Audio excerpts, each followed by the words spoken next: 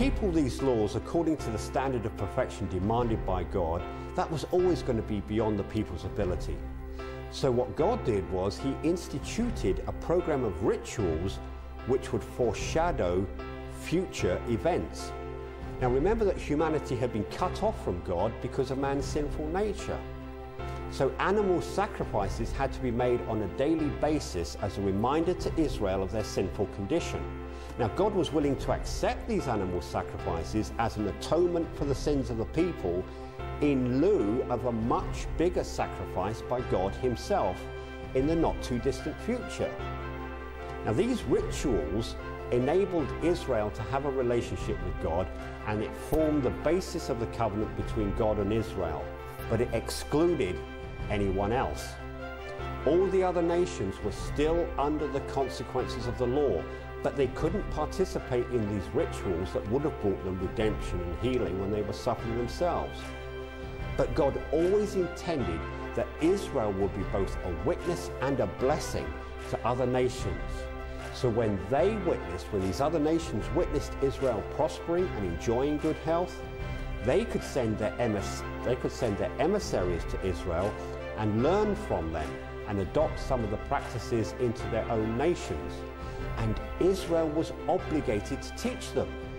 And if a nation conveyed gifts and honor to Israel, then God would accept that as honor toward himself and deliberately bless the nation that behaved in this way. Of course, it worked the other way too.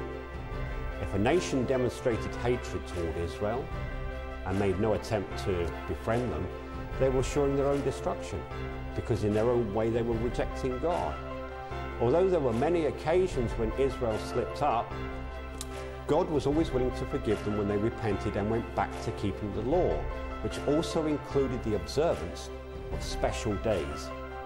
Now these holy days and these feasts were very much a part of the old covenant relationship between Israel and God, but they also foreshadowed future prophetic events.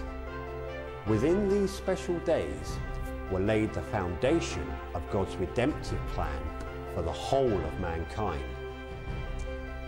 It's kind of like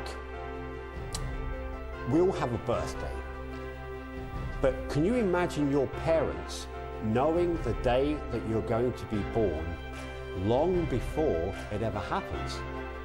For instance, let's just say that your parents know you're going to be born on the 10th of January, say 5 years from now, and they know this as a fact.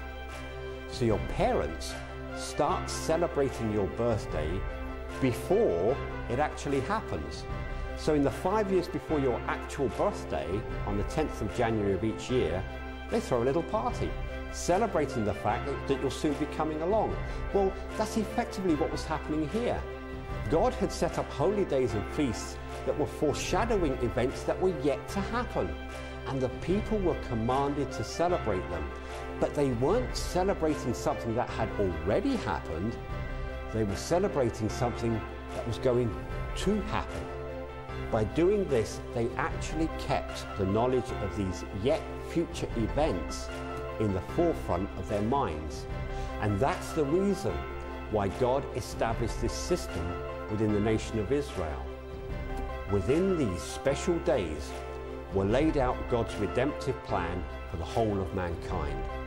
The laws, the ritual observances, and the holy days, they all served to distinguish Israel from all the other nations.